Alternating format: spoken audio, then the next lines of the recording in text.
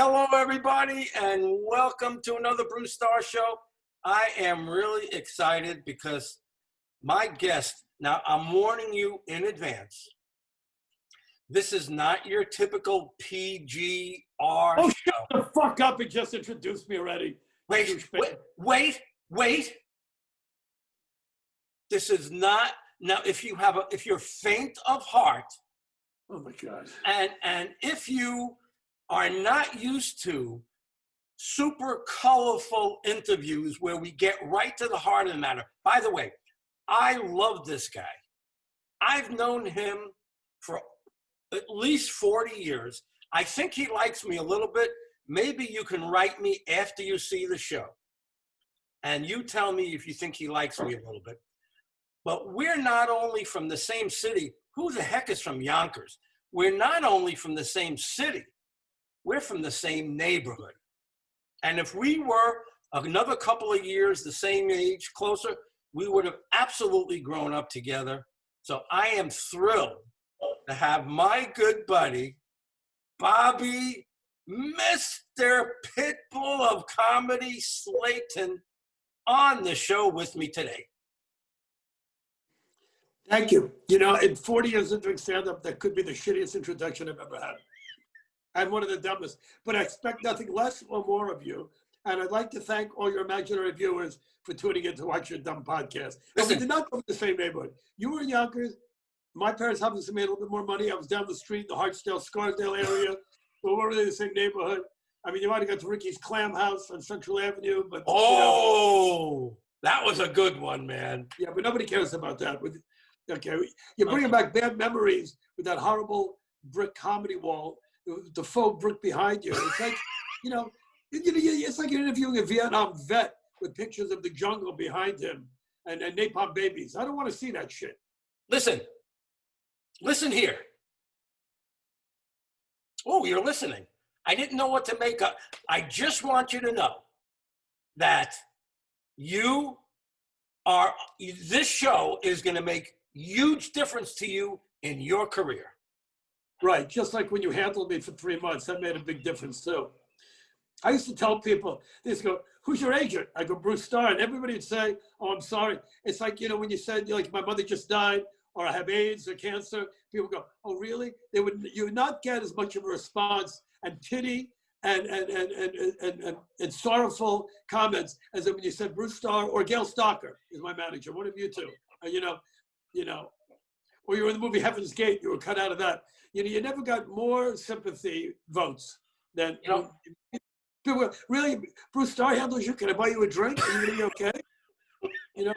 I can't believe you're out in public. I would get those kind of comments, just like you had 2 weeks left to live, like you just had your testicles cut off. That's what it was like to be handled by Bruce Starr. How funny would it be if all of a sudden I'm doing your dumb podcast, and for some reason Quentin Tarantino's looking for like Gilbert Gottfried's podcast or Mark Maron, like a real podcast, and he stumbles upon you, he hears me and goes, that guy's got to be in my next movie. Crazier things have happened. You never know. By the way, I can't believe I'm doing this without headphones because I'm pretty deaf now. Usually I put my headphones in, but it was so fakakta, to try to get on Zoom, with all that crap. That's why I don't do these podcasts. They don't make any difference. Nobody cares, And I really appreciate the effort. And wait, by the way, let me finish. Let me get a word in. Okay, so is this okay? I know you told me to move my iPad around and put on a stack of books. Can you see me okay? Is it good enough? You're beautiful, Bobby. It's perfect. Okay. I know you did Glenn Hirsch the other day. How did you get his nose in it? You got his nose bigger than mine. His nose like bigger than yours. I put together. Yeah, but he has a beautiful wife. Does he? Yeah. And talking about wives. Let me just get a word in edgewise. Okay, go ahead. People do say nice things about you, and when they do say nice things about you, it's because maybe it was me. I said Bobby was married. Uh-huh. He had a genuinely good life, and of course, unfortunately, it came to an end. But there's my life didn't come to an end. No, not yours. Not yours. Right. My wife's life came to an end. I'm still here. I got a hot new girlfriend. It's great. Whoever thought that a 58-year-old woman would be like, I go, yeah, I have a younger girlfriend now. That's how old I am. I go, I got a young girlfriend. People think like, what are you, Jeffrey Epstein? I go, well, she's 58. How old are you? 65. Oh, okay. And unlike you, I don't dye my hair. I have had any work done. Yeah. Well, see, I don't color my hair.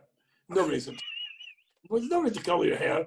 No, What do you want, Reagan? What do you color I your don't hair? color my hair. How old are you, Star? 67. You color your hair? You're so I fast. don't. I don't. Look, Well, it's maybe. some gray. All right. Whatever. Yeah. Well, look, you look good.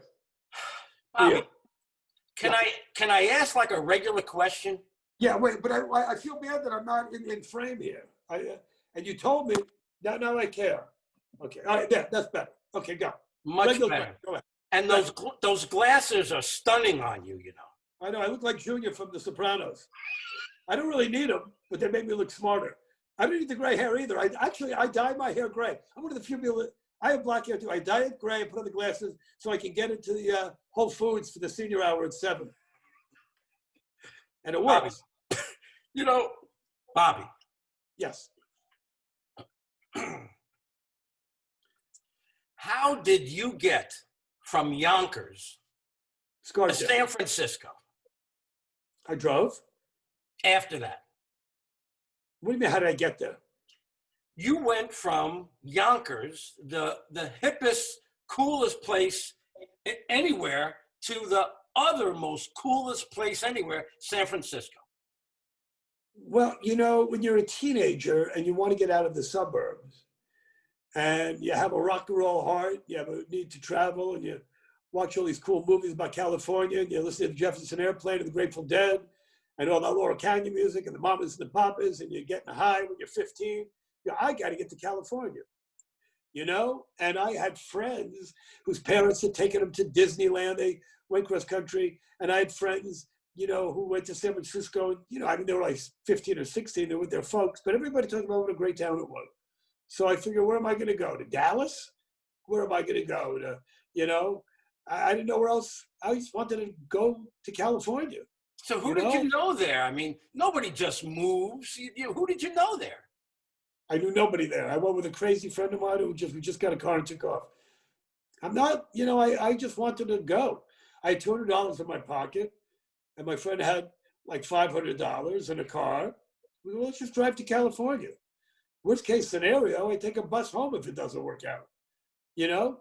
But I always did stuff like that, you know, when growing up in Westchester County where we grew up, you know, I was just talking to my girlfriend about this the other day, like, 10, I don't know why my parents let me do this, but like 10, 11 years old, I would take the Central Avenue bus to the blue bus. And I go to Yankee games. I go to Manhattan.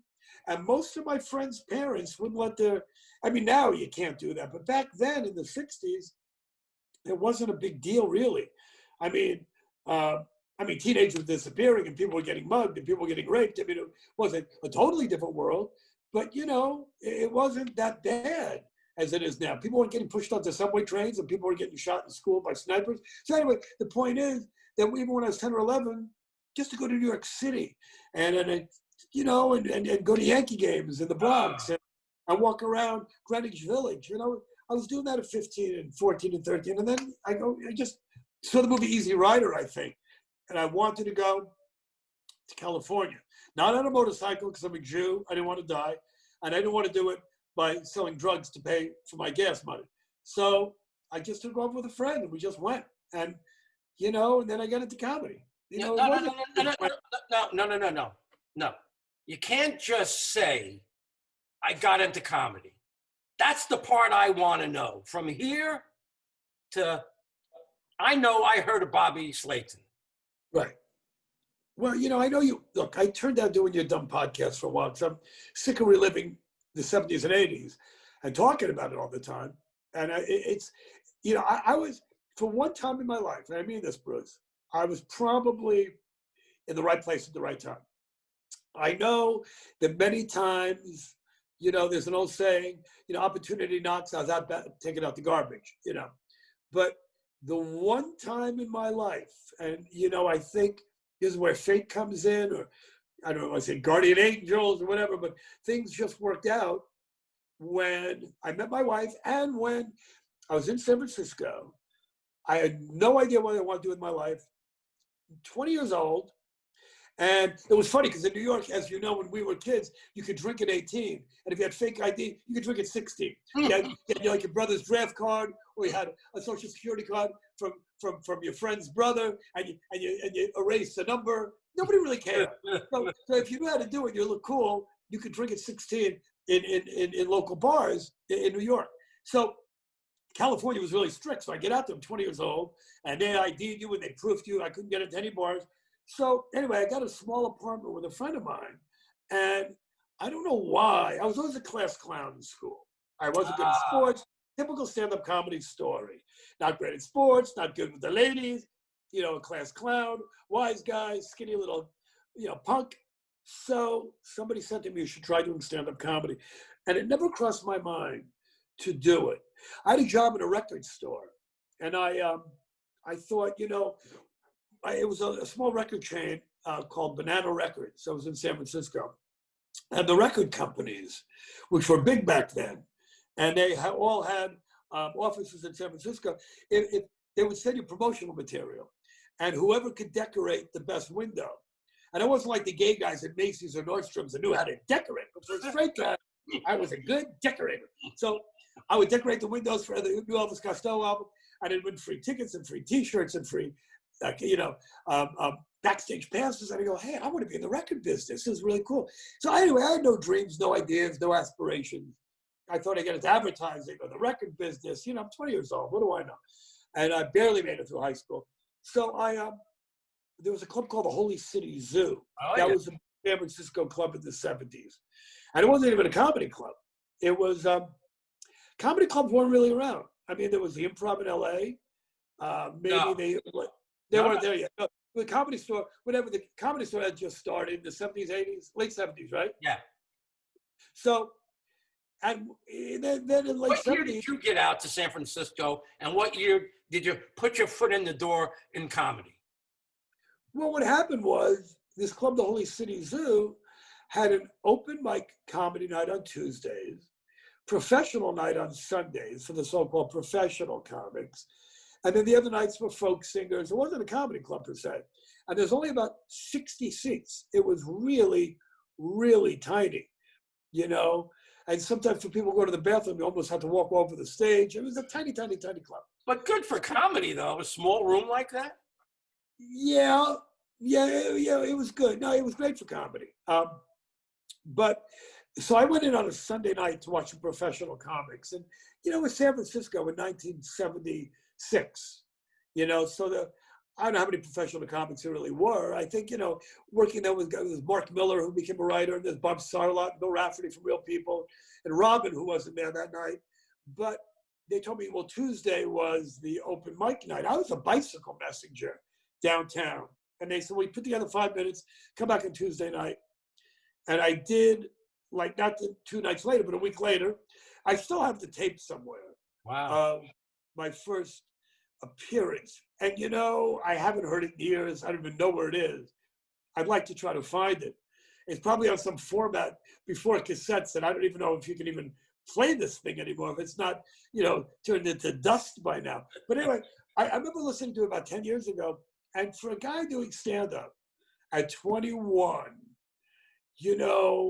for the first time, it wasn't horrendous. It was just regular horrendous. But you know what? Comics today have more of a template of how to do stand-up because there's a million shows on Netflix. There's been a billion Showtime and HBO specials, as you know. But back then, there was, Robert Klein and the Smothers Brothers and a few guys on the Tonight Show. There was Pryor and, David Brenner. I mean, there were 100 comics, but not where you could just turn on the TV and watch young comedians, Now comics have an idea of how to do it. There's a blueprint. Anyway, I did it. It was pretty bad. And then I didn't do it for another year. I just got the job at the record store. And then I just did it again and again. But the point was, comedy was taken off back then. Yeah. People talk about the boom of the 80s, which kind of started in the 70s. There was always comedy going on. But this boom that you're talking about, I guess, is every city now had a comedy club, and then brick wall, the fake brick wall, and the 2-drink minimum, and Make Me Laugh with Bobby Van, and they started doing comedy shows in the Comedy Store. So the clubs needed comics, the comics needed clubs. So the more clubs that opened, the more they needed comics, and it was a symbiotic relationship. That's how I got my job, right? Because I was there in '81 when the Evening at the Improv started airing, or '80, and everybody wanted a comedy club, and that's how I said to you, right, can you give me an opportunity to get you some work? And you said, all right, well. Yeah, well, that's when opportunity knocked, and I wish I was back in the back taking out the garbage, but I wasn't. I answered the fucking door like an idiot, and now I put a double lock on my door and I have a gun. But anyway, that's neither here nor there. But so anyway, the point was that, I started working a lot in San Francisco. Here is why, when people over the years, comics, would say to me, well, how do you get good? How do you become, the only way to get good is to perform a lot. Unless you're like Dave Chappelle, who I remember seeing at 16, who was a natural, and Bill Hicks, I mean, that's like the 4-year-old Japanese piano prodigy. The only way to really become good for 99.9% of the comics is to do it a lot. Right. And it was really hard to do it a lot because you had so much competition at the Improv and so much competition. San Francisco, all these clubs started opening. And there was a guy named John Fox, not the comedian, the promoter, who opened the club called The Punchline, which Bill Graham took over.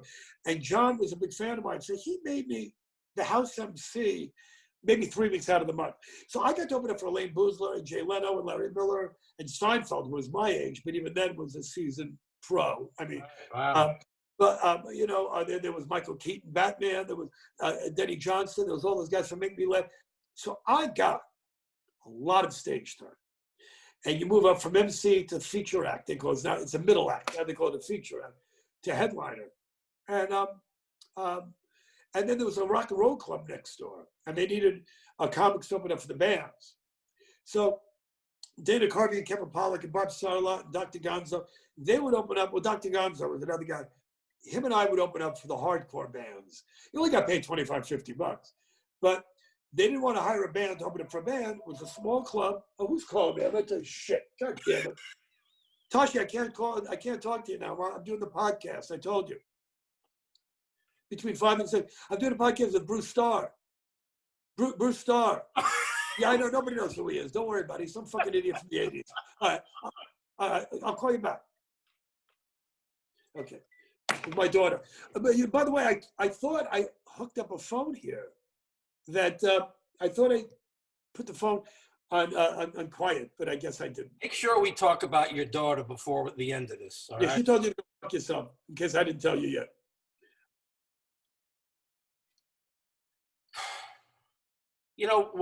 When I asked a few of the guys, I said, how did Bobby get to San Francisco? Nobody really knew. So I'm glad that we're talking about this because, it's an interesting story. What I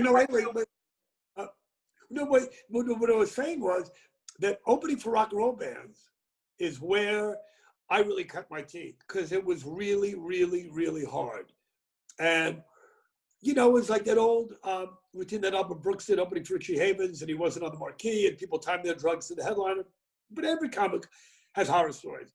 And I was always too blue or politically incorrect or dirty, whatever, to go to Vegas like Tom Dreesen, Larry Miller, Jerry Seinfeld, to open up for Diana Ross and Captain and Tennille and all those middle of the road, Helen Reddy. And they will use comics. But my act was, and I was also a San Francisco guy and a club guy. So I was not a television guy at the time. I never really was. I did plenty of television shows, but I never liked that 5-minute constraint of working clean. It just wasn't my thing. When did the Pitbull, was the Pitbull always there? Or did you go nuts one night and say, hey, everybody's freaking laughing? Well, there was a time that I tried to work really clean and be like Seinfeld, and Jay Leno used to say to me, if you want to, get a sitcom, you got to work clean and be on the Tonight Show and Dinah Shore and Merv Griffin. And so I tried to put together my 5 minutes. It just wasn't my thing. I mean, I did 5 evenings at the Improv. I did the Johnny Carson show. I did a lot of those shows, but I wasn't happy doing them, and I didn't have that You know, I mean, there are guys like Carlin and guys like Seinfeld who, you know, didn't have to go on and do stand-up because when they were giant stars, but still did it. They loved that. And that was not my thing, you know? What was your thing? Huh? What was your thing? Just going up there and just saying whatever you wanted to say. You didn't care if it was blue or not. And no, and it wasn't really blue all the time. I just didn't limit myself or put myself, or, you know, people always thought I was so dirty. And I was in the earlier years, you know, because somebody for the bands, you had to yell. I'd say, fuck it. You didn't have to, but, you know, to get their attention, you have to be a little outrageous. So that's how I cut my teeth, you know, and going on the road and playing these horrible comedy clubs, that Friday Late Show. And, you know, I was never really comfortable doing stand-up. I got really good at it. I hate to say that because that's what I did. I probably have more stage hours, at least at the time, than any other comic. I worked a lot. I had 5 million frequent flyer miles by the 1990s. I mean, I was flying a lot and doing morning radio. And by the way, when I say working dirty, I would get up every morning and do morning radio, and I never used a 4-letter word on radio. I mean, I knew what I was doing. So it was like I was trying to be dirty, but I was not trying to be dirty. I wasn't trying to be politically incorrect to shock people. It's just doing what I found funny. I mean, Jerry Seinfeld is one of the greatest comics I've ever seen, but that would not be for me. How come, you know, and I don't want to do a shitty Jerry Seinfeld impression here, you know, pointing out little, you know, observations and things. He's great. Everybody has their own style, you know what I mean? And there was one observation of yours that I never forgot because I'm such a big fan of Chinese restaurants. And I never ask anybody to do any material on here. I never have, and I never will. But that stuff that you did in the restaurant just floored me. It's very funny that, you know, Buddy Hackett has a famous Chinese waiter routine, and the late John Panette had a very funny Chinese waiter routine. I had my Chinese waiter routine. None of them were similar, but we all had our very iconic, famous Chinese waiter routines. So I never ask anybody to do any material on here, ever. Well, you're not, and I'm not doing it for you now. So go fuck yourself. Never. I never would ask. Go, you know, but you should ask me until you don't fuck yourself again. Ask me all you want. By the way, when this wine's done, so it's your dumb interview. But so take it easy on. Oh, stop! Take it easy on that. All right. So I better start asking some questions. And Bobby, all right, Los Angeles. Oh. How did that happen? That was brutal not transformation, but that was a brutal change for me. Not brutal, but you know, LA was the place that every comic winds up. If you want a sitcom, and you've read enough, I don't know about your imaginary viewers, but you know, everybody has to wind up in LA. You know, people who hated LA comics, even though like iconic New York comics like Richard Belzer, like Jerry Seinfeld, Larry Miller, you know, Paul Reiser, you know, Elaine Boozler, all the comics that really, Robert Walt, they all moved to LA. And because that was where all the talent scouts were. It's almost like if you want to be on Broadway, you got to be in New York. If you want to be in showbiz, you don't have to move to LA. You know, there's plenty of movie work and stuff, but for a stand-up comic, LA, as you know, was the place. I mean, New York had all those clubs too, the comic strip, the improv, you know, Catch a Rising Star, but LA was the place. Anyway, so I knew I was going to get there eventually. And everybody went out there, the Boston comics, you know, there was a big Boston comedy scene. So the thing is, I moved down there, got a little apartment, and, you know, broke into the improv. I remember they gave a San Francisco comedy night, because San Francisco had a thriving comedy scene. So the improv had a comedy night. I think I remember that. Yeah, and Army Archer wrote about it in Variety. Tommy Smothers showed up, and Robin, of course, was there. But a lot of people showed up to see us, and it was Dana Carvey, and me, and Michael Pritchard. I think maybe Kevin Pollak. I don't remember, you know, but the 5 or 6 big San Francisco comics, and you know, so anyway, that's when we broke into the improv, and we started getting time there. But my thing, I was on the road so much. And then I'd come home and I'd call up the Improv for a spot. They'd give me like an 11:30, 12 o'clock spot on a Tuesday night. And I just didn't want to go out at that time of night. That's before I was an old Jew, you know? I just, like, I don't want to go out at 11:30 at night to do a 10-minute spot at some comedy club. Because I was on the road so much. And then when I got married and had a baby, I really wanted to be home and just taking my daughter to school every day and doing what fathers do. And so I wasn't really working the Improv that much. I'd call up and I'd ask them for an early spot. And they go, oh, you get spots, Later on, they would give me whatever time I wanted to. But over the years, I just didn't want to go play the Comedy Store or the Improv. There was no point, In the old days, you're looking for coke. You're trying to bang a waitress. I was married, so I wasn't doing that kind of stuff anymore. Didn't you think about, hey, if I'm going to get noticed for auditions, for sitcoms, for movies, I know that had to be on your mind because that's where they find you. Well, I always hated those with a passion. I told you, if somebody called up and said, your cancer test came back positive or you have an audition, I'd probably not really go with the cancer, but I hated auditions that much. I'd rather have a root canal, they say. It was almost like okay, that. That's better. I hated it. I just hated it. I stayed up for 2 days. I'd work with acting coaches on the most minor. And the funny thing is, with a lot of comics were like that. A lot of actors were like that because I could perform in front of thousands of people. If George Carlin said, "Can you open for me in Madison Square Garden?" I'd be nervous, but I could do it. That wouldn't be as hard as in front of 7 network executives staring at you. I was really that. Some of the auditions were great, but sometimes I worked myself into a frenzy. And then when I said to myself, I just don't give a shit anymore. They all went fine, You got your fair share of gigs. You got your fair share of movies, and I don't know about TV shows other than the Improv. Maybe you could fill me in on that. But I know you did pretty well with the movies. Maybe if you looked at my IMDb and did your fucking research, you douchebag, before you have to fill you in, give you my resume now. I should have sent it to you with an 8x10. Maybe if you would have looked it up, it's on the internet. It's not like I have to tell you what I've done. We're taking a break now. Everybody can look at Bobby Slayton, IMDb. That's the International Movie Database. You can see what I've done, so I don't have to talk about it anymore. Talk a little bit about it. Huh? Talk a little bit about it. What do you want to know? I've seen you in some very good movies. Yes. Some very good roles. You can actually act. Yes. Tell me about some of those roles that you were in, Bobby. You want to hear about the movies I've done? Yes. Well, I've done about 15 movies.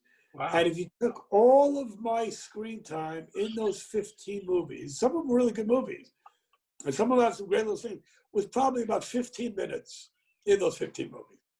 But they were great movies.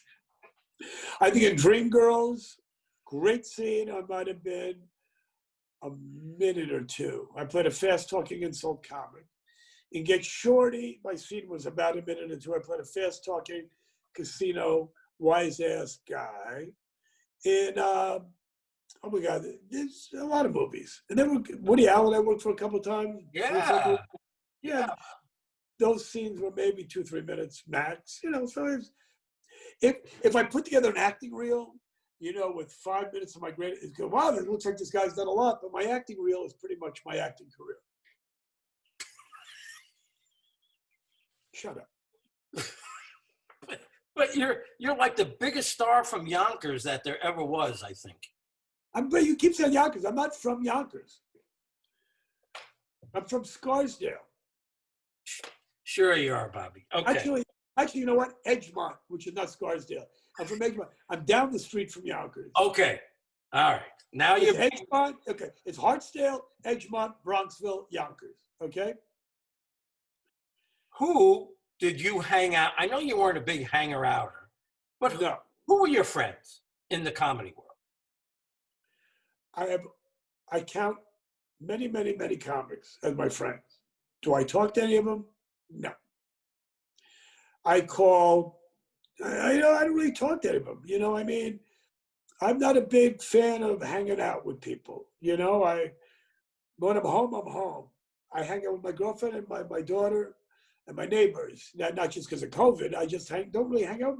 I mean, the guys I started out with, Kevin Pollak and Dana Carvey and Rob Schneider.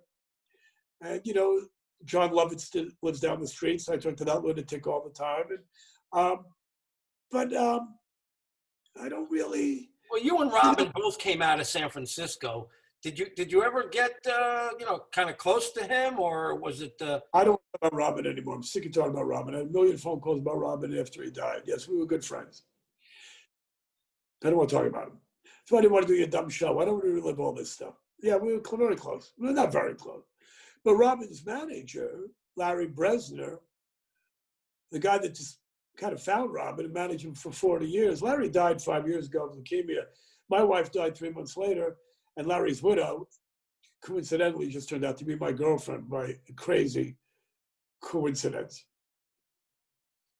So, yeah. And your daughter, the show business must just rain through your veins because your daughter got very big at one point. My daughter was in the acting business, and then she's now in the music business. She had a group called GRL, and it's not, I was gonna say funny, but it's not funny. They were becoming really big. One of the girls in her little girl group had committed suicide. Ooh. Right after Robin did.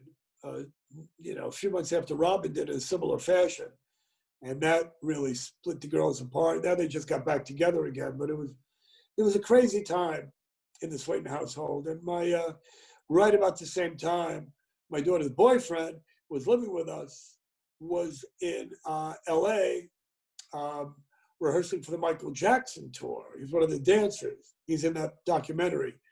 And they were going to London like 2 days later, and then Michael died, and then it was a crazy year or two around here.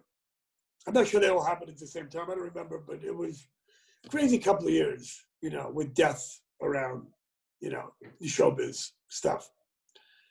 And none of it had to do with drugs or, it was all this crazy stuff, And, I was lucky enough to see you perform about 8, 9, 10 months ago, I guess, down in Boca. Well, actually, my accent was drugs. I didn't mean it. Okay, yeah, so you saw me perform, yeah. You're very lucky to see me perform. Very hard to get tickets. It was like, yeah, very hard. You were lucky you got in. I got you for free. You and Will Shriner, man. I mean, that was great. Yeah, yeah. Will Shriner, he's another guy who's opened up for in the old days. It was funny. Will Shriner actually wound up directing my daughter on a TV series she had back in the 90s called, what was it called? Brother's Keeper. Yeah, it was funny, that he wound up directing one of her shows. And then my friend Bob Saget wound up directing me on Mike Binder's show, A Mind of Married Man. Everybody kind of, you never know who you're going to run into in this business. And everybody kind of winds up working with each other a lot more than you. So, but this guy knows that guy. Or you bring up Saget. He's gotten big again. He is? I'm seeing him in a lot of different places, showing up in like different, no? Right. That's why you can't get him on your dumb podcast. You got to call people like me and Howard Allen and Glenn Hirsch and Rick Overton, guys that are sitting at home jerking off watching Pornhub all day and drinking whiskey. Yeah, take a deep breath. Stop being such a pussy. You are the best, Bobby. I'm sorry. What other people say about you, I don't care. Nobody says anything about me. Nobody knows who I am anymore. I'm like one of these guys who was big in silent pictures. I'm like Rudolph Valentino. And all of a sudden, talkies came in, and I've disappeared. I was like this great child actor that grew up and started to shave. God, it's okay, but I'm fine with that. I don't want to be in show business anymore. I hate stand-up comedy.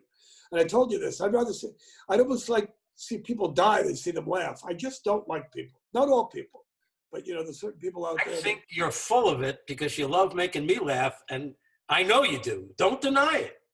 Okay. All right. So what's What are those bricks behind you? Actually, they're not real bricks. I put every single one up myself. It's a, Did you really? I took a picture of a brick wall and used it as a Zoom background. Oh, wow, look at that. Very nice. You know, you should use the Valentine's Day St. Massacre brick wall with the bullet holes in it. That would have been great. You know, I'm watching The Untouchables again. You remember? Yeah. Remember watching The Untouchables? I remember. Meanwhile, on the south side of Chicago, Frank Neely was the Al Capone of the gang, was busy after Bugs Moran. Yeah, I remember everything. Okay. Yes, I'm not old, Yonkers. And you did the best Don't tell me Bowery about Boys. the I don't want to hear about this shit anymore. Oh, come on. You did the best Bowery Boys. Give me 10 seconds. Come on. No? You're not getting anything from me.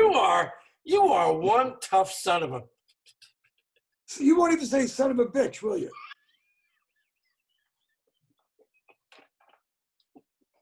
You won't even use a. Who are you so worried about offending? Nobody's watching this. I told you there was at least 4 or 5 people. So don't tell me no one's watching. Okay. All right. All right. Any more questions? We're almost done. My one's done. You know what? We are done. Holy shit, we've been out for almost an hour already. Okay.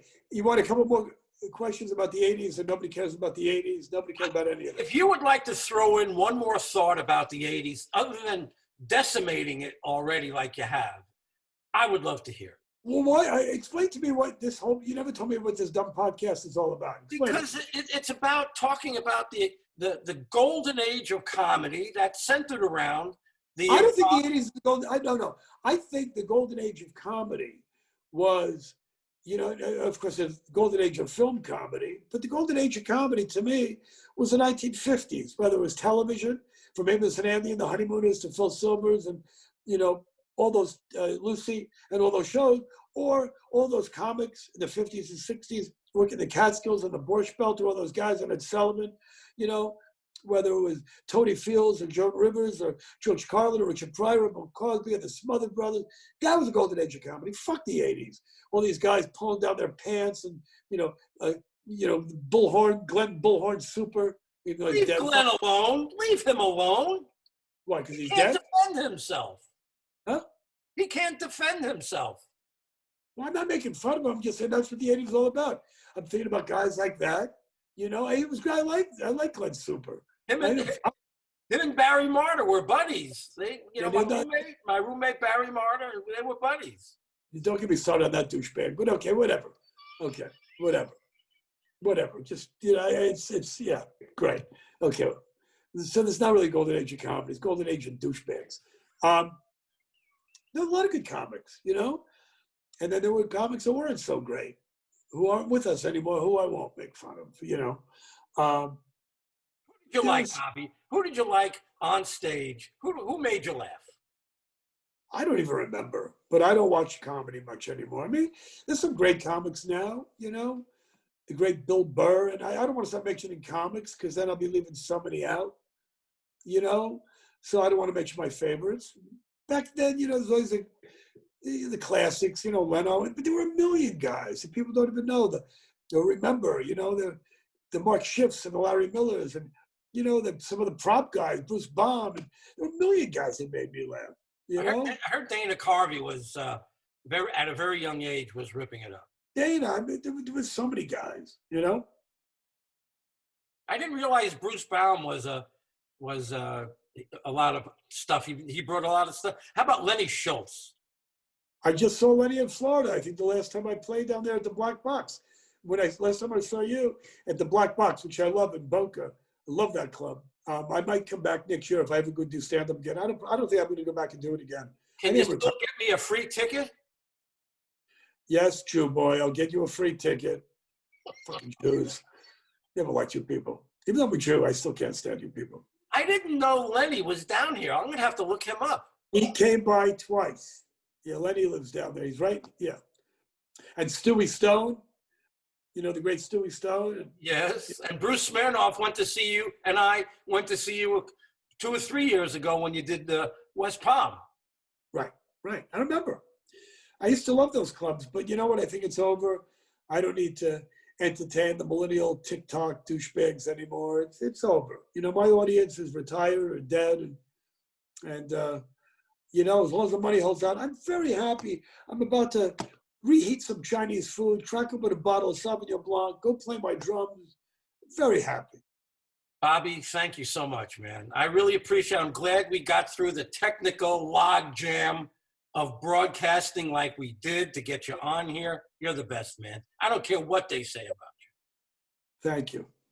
Are we done for good now? You're not going to call me anymore, right? No, we are. I might call you to say hello if you don't mind. Yeah. Yeah, okay. Nothing like honesty. It was a pleasure being the Bruce Starr Show. I can't wait to get the feedback. I'll let you know when I get all the fan mail. Love you, Bobby. Thank you so much. I appreciate it. Can I hang up now? You can. You can. Okay. All right. Bye-bye, everybody. Thanks for watching. Bobby, Thank you. see you again next time. Bye-bye, everybody. I'm gonna hang up this fucking thing.